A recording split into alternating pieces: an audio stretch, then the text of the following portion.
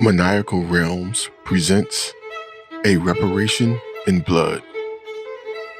Maniacal Realms is the imprint of MacLinden Publishing, LLC, that features stories of sci-fi, fantasy, and horror for more mature audiences of 16 plus. Reader discretion is advised.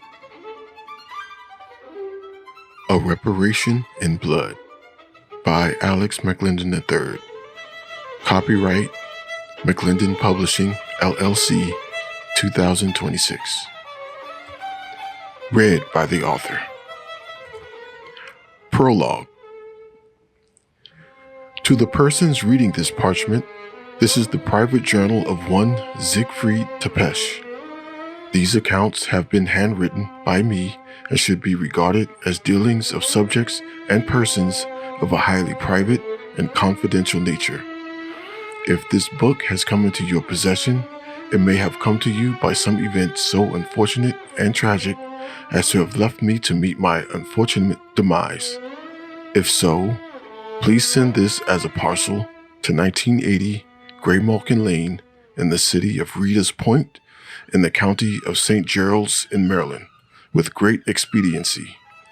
With regards, signed, Ziggy, August 10th, 1753. Chapter 1. To my dear brother Vlad, I am immortalizing this tale in case I come to a point where I can no longer bring to mind the finer details of this venture, only because it brings me immense joy to retell my stories of debauchery and mayhem to you, whom the very thought of ruthlessly butchering another of your precious, gullible, pink-skinned wags pains you so. And in that spirit, I, for one, cannot wait to watch you squirm in your sanctified seat as you cloak your appetites in manners and call it refinement.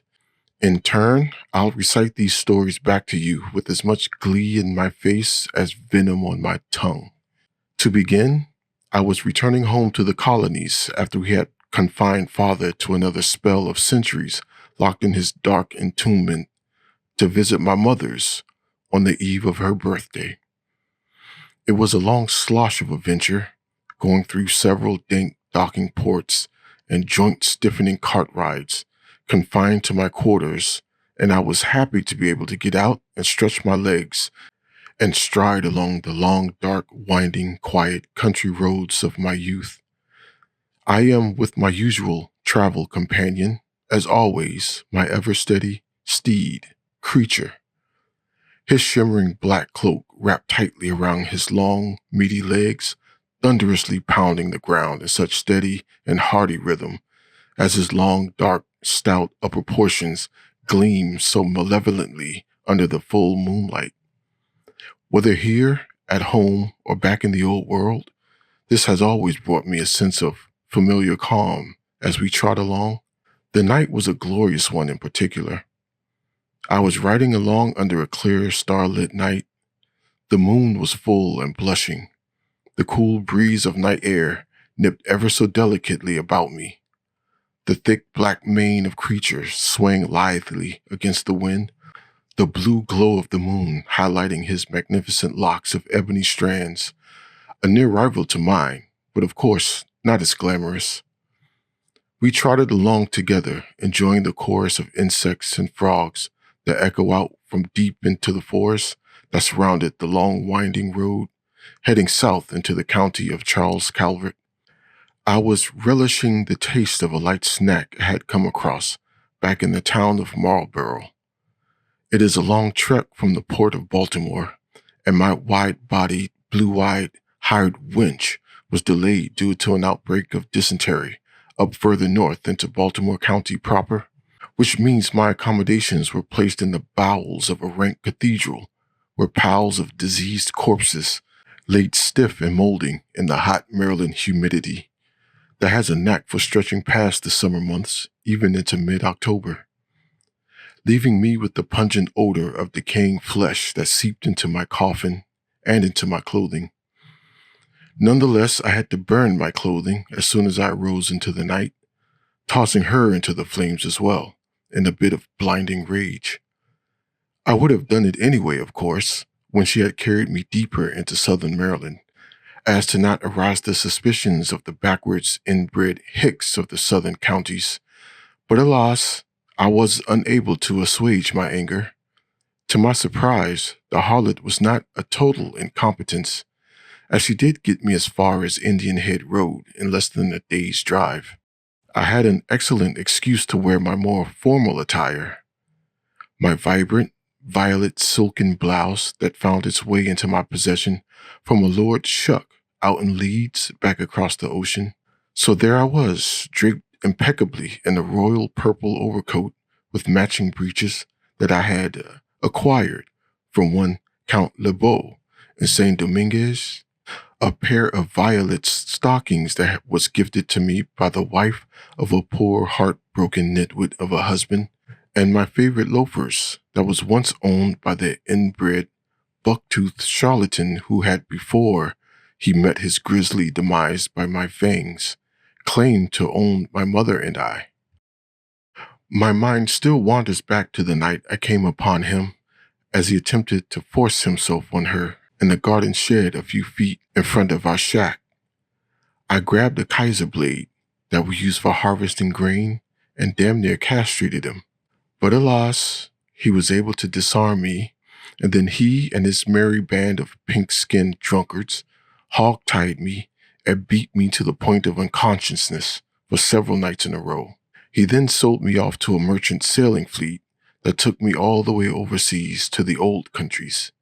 But a few years later, once I was born anew, I came back to retrieve my mother, but found that he had put her in an early grave. He took my mother, and so I took everything he held dear.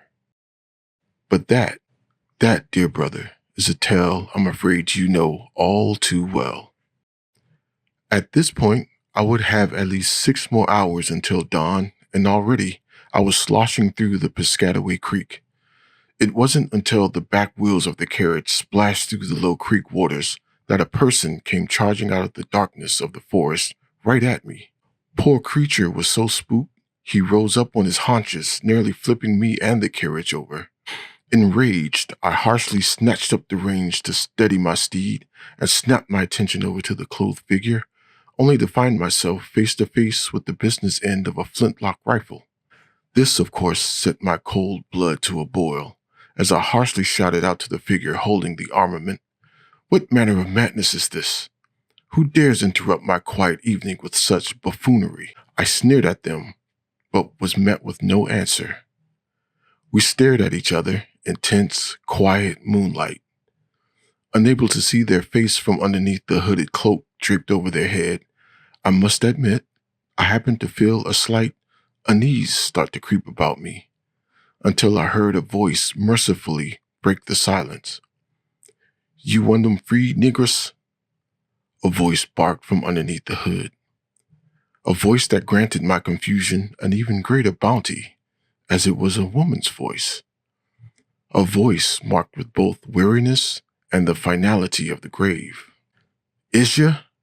she commands again, jabbing the barrel closer to my face. My anger subsiding now, being superseded by curiosity, and dare I even admit to even shades of amusement, has me attempting to better take in the whole of my would-be assailant to realize the manner of cloak that they are wearing. A shabby, brown, patterned cloth with a frayed red cotton framing the lining of the cloak, as well as the height and frame of the figure to be a female no more than mid-30s, no younger than late teens. And how such a delicate and supple figure would have such rough and cut-up hands, I know that exact juxtaposition. I've seen it my whole life. I've come back to Maryland to mourn, celebrate, and honor another woman who wore her own. "I am, my sweet," I answer broadly. I can feel my face soften as the realization of the moment illuminates my mind. And oh, so much more. I continue as an inviting smile stretches across my lips. The barrel lowers cautiously as she starts to pull back her hood, Just at that moment, I hear twigs snapping and leaves crunching from the tree line behind her, as a half-dozen other hooded figures encroach from out of the darkness. Creatures started to stir nervously, and me, being so amused by the display about me, took a moment before I steadied the reins. The group all pulled back their hoods to confirm my hypothesis. Oh, to be a fly on the walls of old Massa's house in the morning, I exclaimed with a hearty laugh, the echo of which surprising a cauldron of bats, sending them flying from the treetops out into the glow of the full moon, with my amused laughter chasing close at their heels.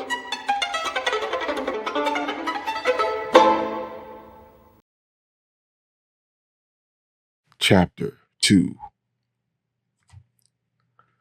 The group of runaways recoiled in horror at either the sudden loud cackle that rang through the night, or that I didn't shield my faint smile from them quick enough, or possibly both. They instinctively took a step back towards the woods as the rifle was raised up once again. My apologies, friends, I say while trying to contain my laughter. I've been away for a very long time, and I'm just thrilled to see others take after my spirit of rebellion. Come now, sissy, one of the group calls out. A younger female, but not younger by much, with her hair pinned up into a swirl of curls and bright green eyes that shine glamorously in the moonlight.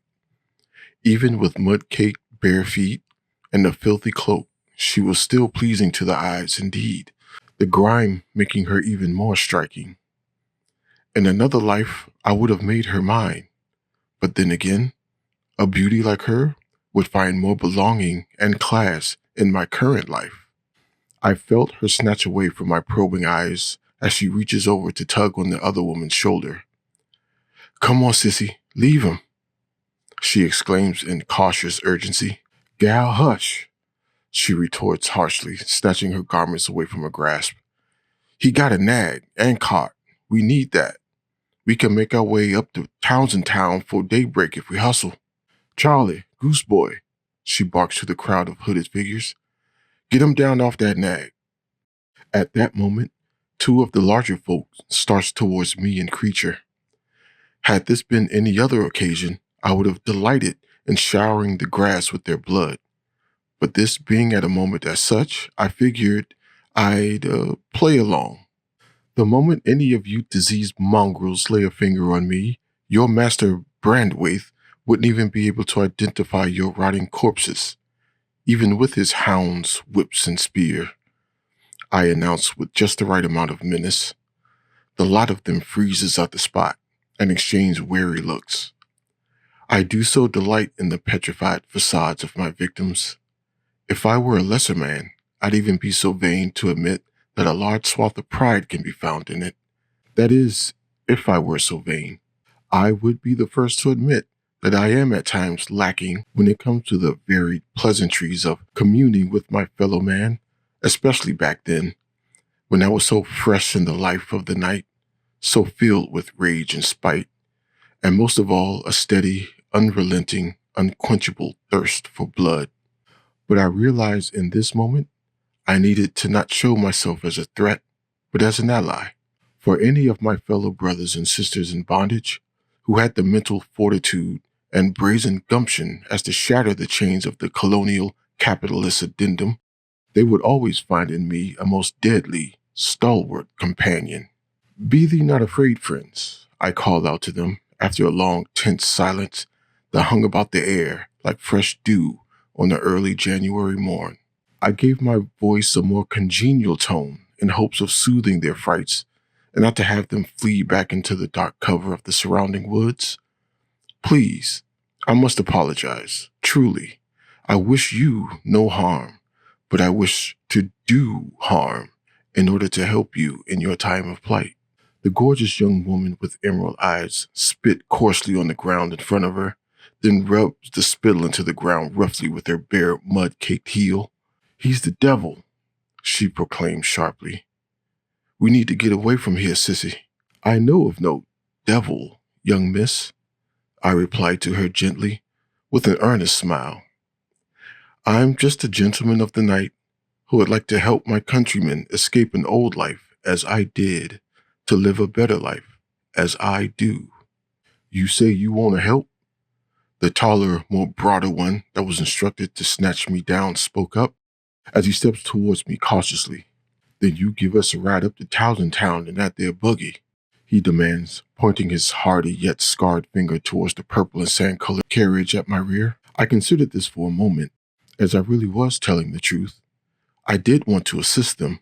I saw my uncle in this large mountain of a man who had to wrestle with a burgeoning nation of sadists and greedy maniacs who break him down mentally, physically, and spiritually as a hobby. But I knew that the logistics was not in my favor. The sun would be rising eventually, and from here, at the borders of St. Gerald's and Charles County, back up past Baltimore? No, I respond flatly. As I can recall, there was a genuine twang of disappointment that flooded inside me. I cannot do that. It's too much out of my way. Fine, we're leaving, Sissy huffed as she turned to head back into the tree line. The others followed suit without hesitation. But, I called out to them in haste, I can make arrangements to get you there by this time tomorrow night. Hell, we'd be strung up, whipped, and swinging from the oaken front gate by then. We stay here till dawn, the other man that was ordered to snatch me down says as he storms past. He's a bit older and balding, but still chiseled and cut up by years of working in the hot sun. Not at all, friends, I say quickly. I can also guarantee you safe stay through the night. Now how the hell you gonna guarantee that? Missy stammers as she snatches back around in annoyance.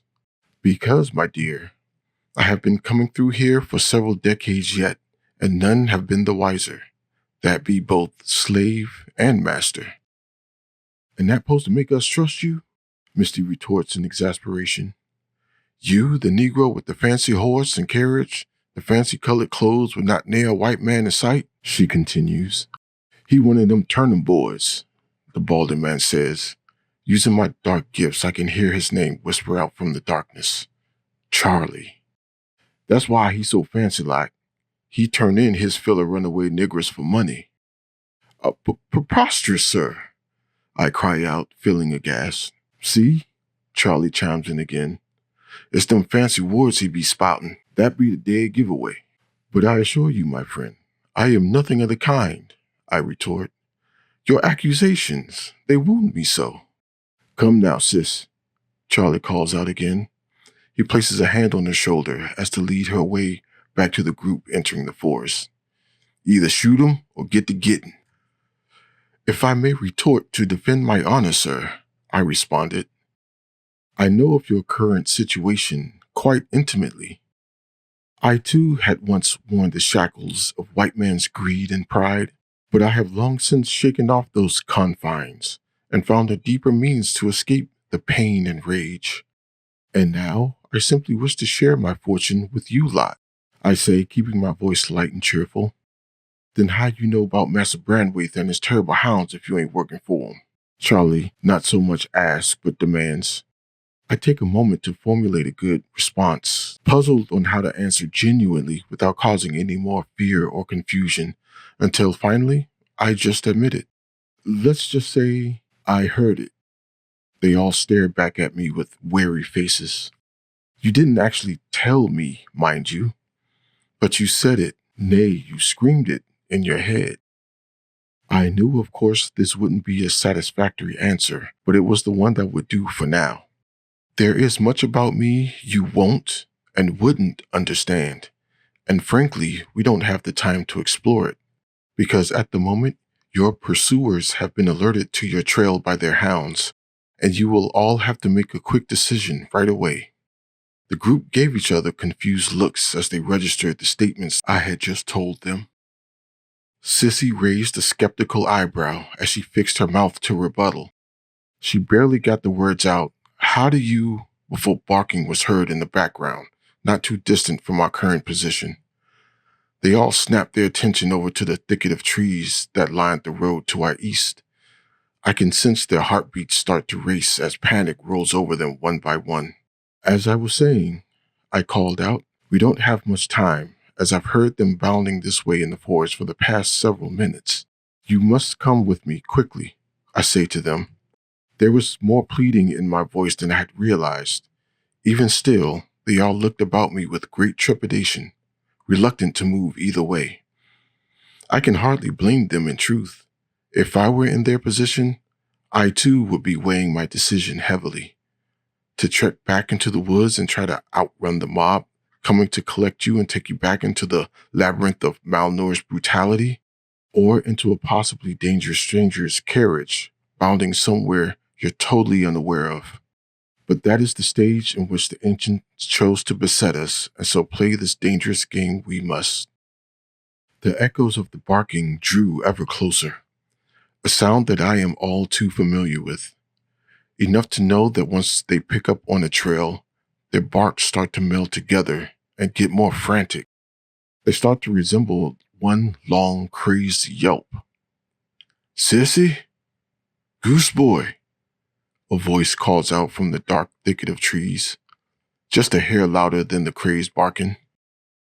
"Y'all come on out now and end this," they call out. "Papa," another man cries out, a younger man, just hair's length from boyhood, with the look of a petrified deer etched upon his face. Then Goose Boy, the large man who along with Charlie was ordered to snatch me off that creature, glances over at me and then at my carriage and back over to me. "Quickly," I say to them. "We must make haste." Still, I sense the hesitation keeping them locked into place.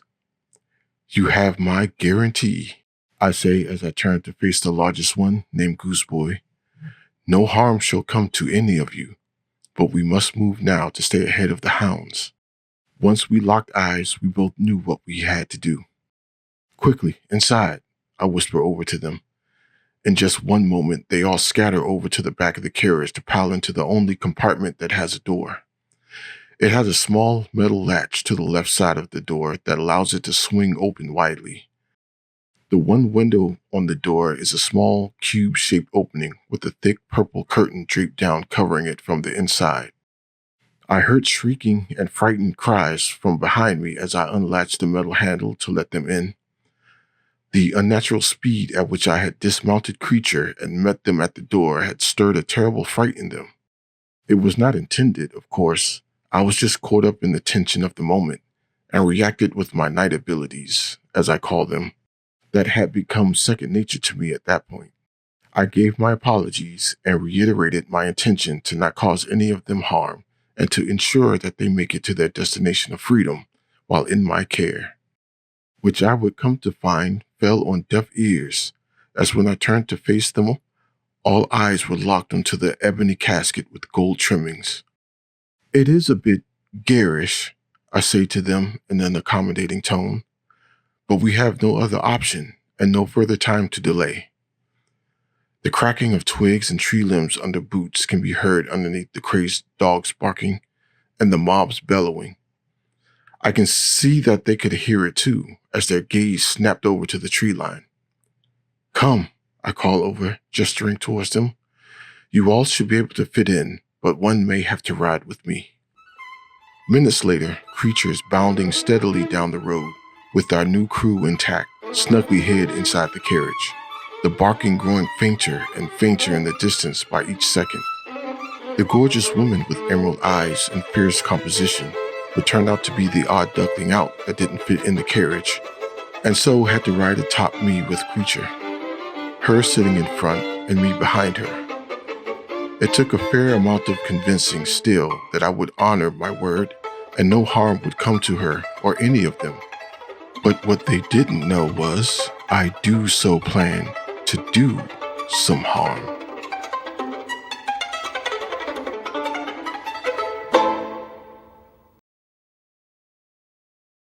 Chapter 3.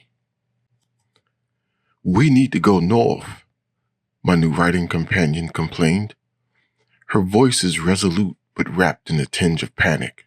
"No, no, no, my sweet," I reply enthusiastically. "That is exactly what your pursuers are banking on. The further south into Charles County we go, the longer you can avoid capture, But where we supposed to go for a whole night where the hounds ain't gonna sniff us out?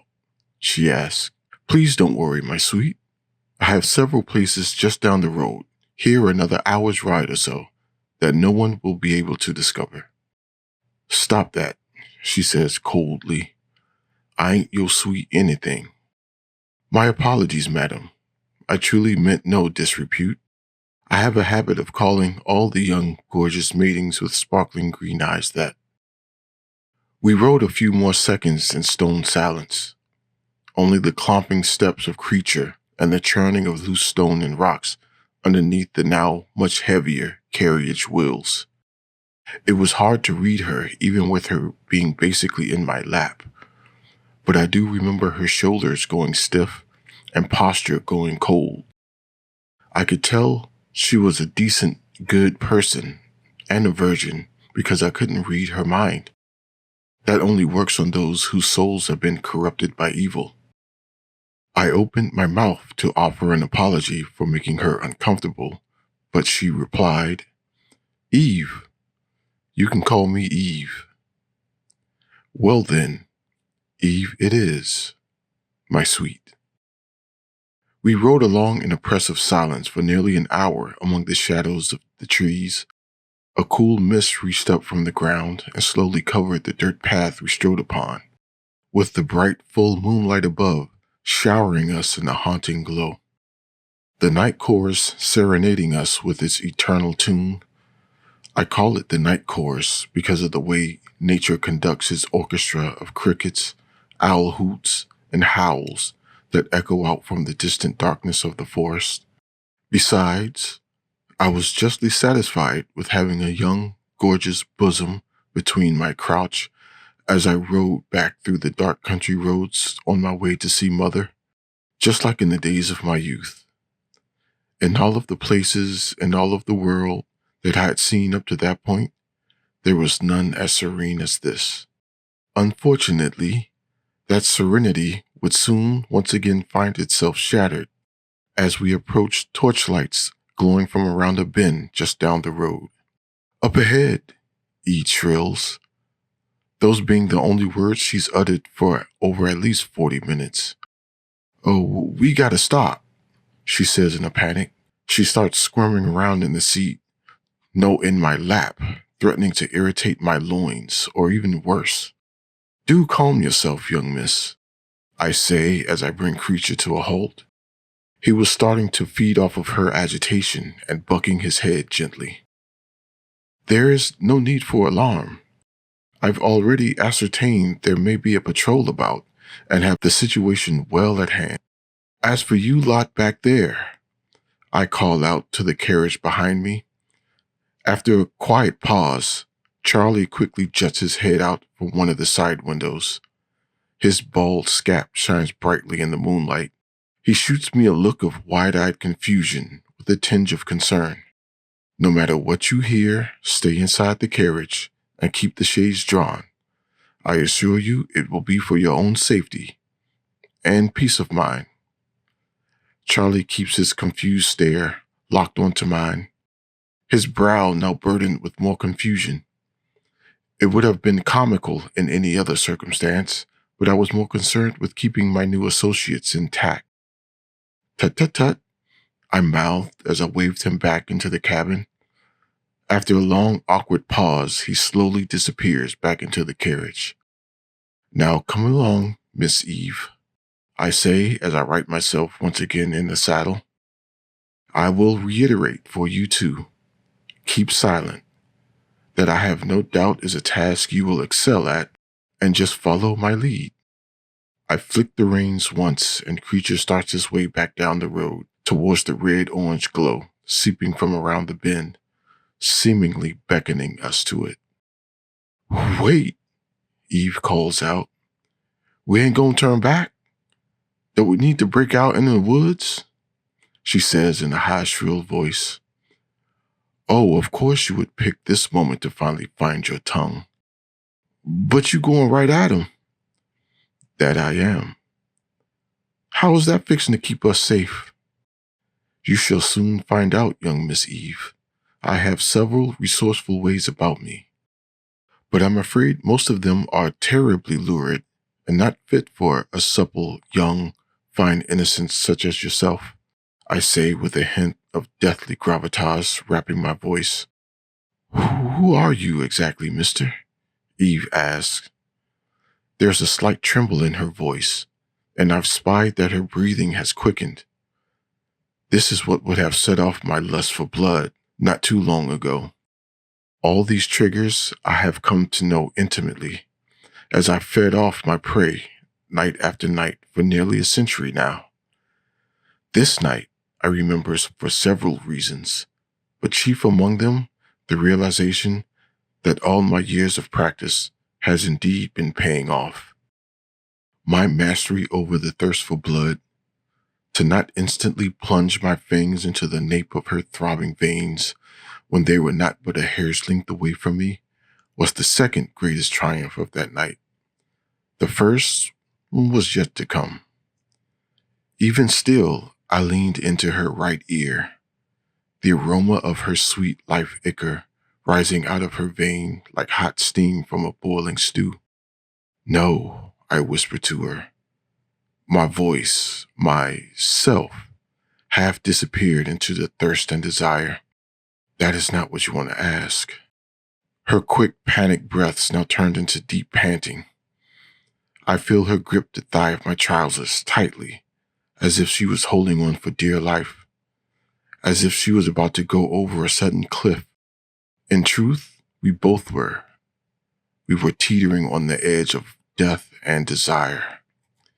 What are you, is what you truly want to ask. I feel my nature start to rise up within me, and my exposed fangs get within inches of her veins, throbbing so wantonly on the nape of her neck. Finally, I find a way to snap out of my bloodlust and reel back myself into the real world, not unlike reeling in a trout from out of a brook. We both rode together silently for a few moments as we collected ourselves. As I promised, I start, finally breaking the silence. No harm shall come to you, I say through panted breaths. I feel her relax her hands from my trousers and then wipe away tears from her face that's facing away from me. In a pang of guilt, I wanted to reach out to console her, or to tell her to celebrate the momentous occasion, for she has narrowly escaped death on this night. But then again, our trek wasn't over quite yet. Soon we ride the bend and find ourselves upon the small wooden bridge that sits atop a small stream. Perched on the bridge are two large and slack-jawed pink skins loitering about. They both have on grease and mud-stained gaiters fitted loosely over dingy white blouses. They both are holding up torches that bring bright, violent, fiery illumination to the cool night air. The pit stains under their arms give the hint that they were, no doubtedly, a part of the mob hunting for their runaway merchandise, my new travel companions. The big slack-jawed oaf to the left barks out a command at us, then raises the torch above his head to add more light to his sight. The light beams through his mess of red curls, making it glow bright red. The other stood there with the most vacant disposition, staring out at us unmoving, unblinking. His mouth set ajar, as empty as his skull as I can imagine. Moths and other bugs of the night fluttered about it, but the dullard didn't seem to care or notice. Young Miss Eve's shoulders tensed as we drew closer to the pair, no doubt a reaction from the recognition of the two large strangers in our path. Her pulse quickened again, and the scent of fresh, frightened blood nicked at my nose. I immediately pushed the lust to the side and leaned in to console her. Remember, no matter what happens, say nothing and follow my lead, I reiterated, keeping my voice calm and collected, soothing even. Within the next few minutes, we're up the bridge, the running water beneath adding a touch of serene melancholy to the scene. Halt, I say, boy, the red-headed nitwit chokes out. The other dark-haired one beside him points a meaty finger up at us. His eyes finally flickers to life. Bo! Bo, look, he exclaims. It's Eve, he continues triumphantly. Why, look, my dear, I say aloud. It can speak, I continue in a mocking tone. My, what wonders will never cease. All right, you two, the red-headed one appears to be named Bo says. Off that mare, now, he commands.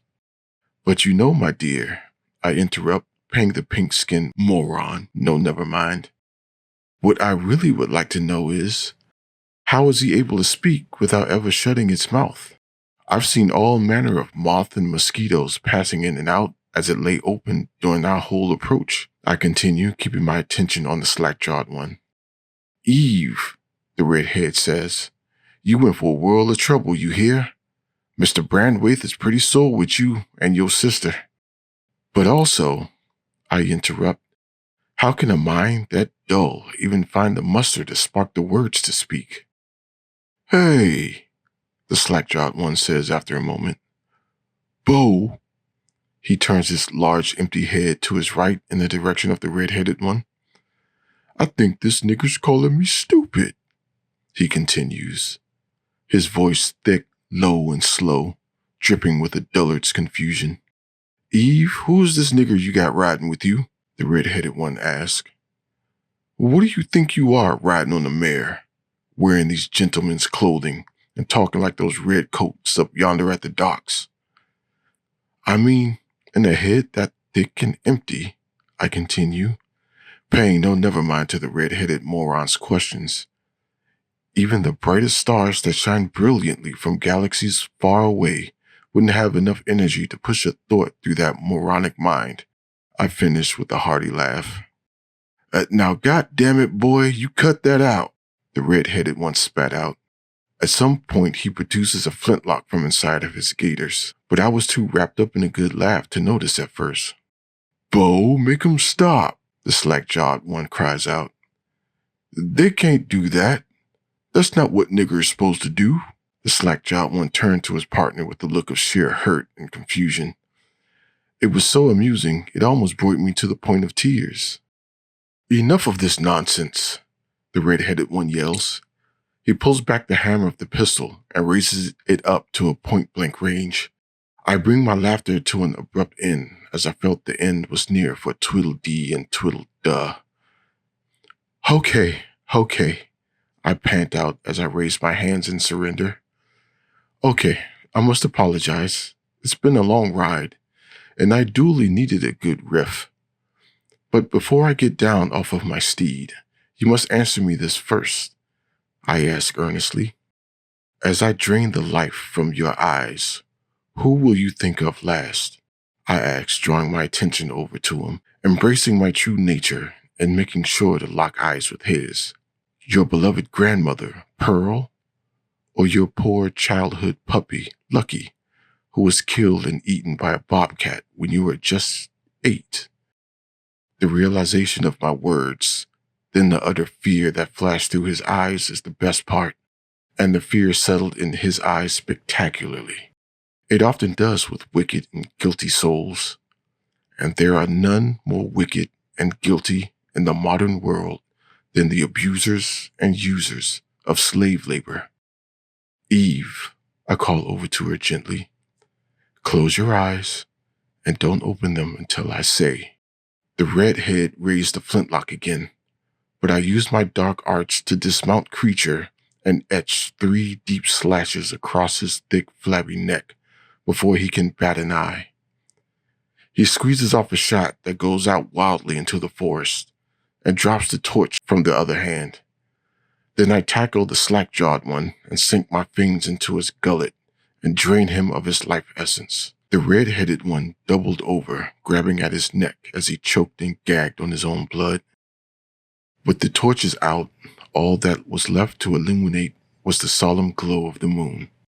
The slack-jawed one slowly stopped kicking and flailing and went limp just as I had taken my fill. I slowly stood over his corpse and took a moment to catch my breath and compose myself. Then, turning my attention over to the red-headed one, whose gagging and choking breaths were starting to get drowned out by the water running underneath the bridge. I slowly make my way over to him, still feeling a deep ecstasy from my feeding, letting the fresh blood roll down my chin freely. The red head finally falls onto his backside at my approach, and then starts to scoot himself backwards in an attempt to get away. "Tis, tis, tis, strumpet," I call out to him. "You silly goose, and where do you think you're going? There's no escape for you now, not for you or your master's house. For you should not worry. You won't be the only one being sent to Oblivion's gate this night," I continue. I hover over him, basking in the fear in his eyes, reveling in the smell of fresh blood pouring out of his neck, through his hands, and the planks of the wooded bridge plopping steadily into the creek below.